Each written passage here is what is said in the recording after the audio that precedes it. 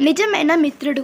స్వర్ణపురంలో నారాయణ రెడ్డి, శ్రీనివాస్, చలపతి, రఘుపతి అనే మిత్రుడు ఉండేవారు. వారి నలుగురిది ఒకటే ఊరు, ఒకే స్కూల్లో చదువుకున్నారు. ఆ చేత వారు చాలా స్నేహంగా ఉండేవారు. నారాయణ రెడ్డి పట్నం చేరి వ్యాపారం ప్రారంభించాలనుకున్నాడు. తన ఆలోచన మిత్రులకు చెప్పాడు. ఏ బిజినెస్ లాభసాటిగా ఉంటుందో, ఏ బిజినెస్ ప్రారంభిస్తే మంచిదో వివరించి చెప్పి తోచిన సలహాలిచ్చి నీ వ్యాపారంలో అభివృద్ధి చెందాలని కోరుకుంటున్నాము అన్నారు మిత్రులు. నాకు రావాల్సిన డబ్బు మొత్తం బ్యాంకు నుండి డ్రా చేసి ఇంట్లో ఉంచాను. ఉదయమే పట్నం వెళ్ళి వ్యాపారానికి కావాల్సిన ఏర్పాట్లు చేసుకోవాలి అన్నాడు నారాయణ రెడ్డి. మిత్రులు కాసేపు మాట్లాడి ఎవరి ఇళ్లకు వారు వెళ్ళిపోయారు. ఆ రోజు రాత్రి నారాయణ రెడ్డి ఇంట్లో దొంగతనం జరిగింది. దొంగలు సర్వం దోచుకెళ్లారు. విచారంగా ఉన్న మిత్రుణ్ణి ధైర్యంగా ఉండమని చెప్పి ఓదార్చి వెళ్ళిపోయారు మిత్రులు ముగ్గురు.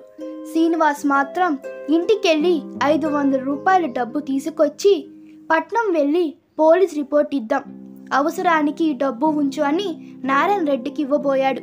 డబ్బు తీసుకోవడానికి నారాయణ రెడ్డి నిరాకరిస్తే, కష్టాల్లో ఉన్నప్పుడు సహాయపడకుంటే స్నేహానికి అర్థం లేదురా, నీవు కష్టంలో ఉన్నవానివి, నిన్ను వదిలి వెళ్లే స్వార్థపరుని కాదు అంటూ బలవంతంగా డబ్బు చేతిలో పెట్టాడు శ్రీనివాస్. శ్రీనివాస్ రోజు మిత్రుడిని కలిసి ధైర్యం చెప్పేవాడు, డబ్బిచ్చేవాడు. దొంగతనం జరిగినప్పటి నుండి చలపతి, రఘుపతి తప్పించుకొని తిరగసాగాడు. ఇల్లు తప్ప అంతా పోగొట్టుకున్నాడు. తామును ఎక్కడ డబ్బు సహాయం అడుగుతారో అని రావడం మానేవేశారు. మిత్రులలో వచ్చిన మార్పు చూసిన నారాయణ రెడ్డికి ఎప్పుడు సంపద కలిగినప్పుడు బంధువులు వత్తరది వెట్లన్న తెప్పలుగా చెరువులు నిండిన కప్పలు 10,000 చేరు సుమతి అన్న సుమతి శతకంలో ఎప్పుడో చదువుకున్న పద్యం గుర్తుకు వచ్చింది.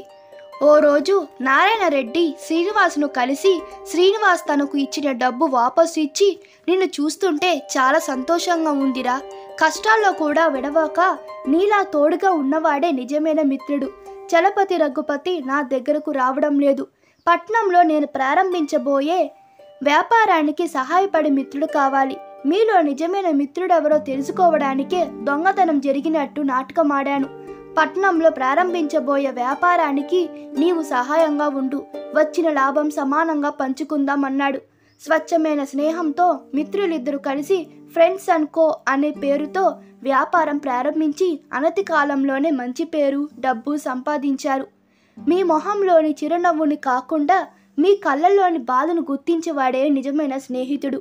ఈ కథ మీకు నచ్చినట్లయితే మీ అభిప్రాయాలు కామెంట్లో తెలపండి. Please like, share and subscribe to my channel. Thank you.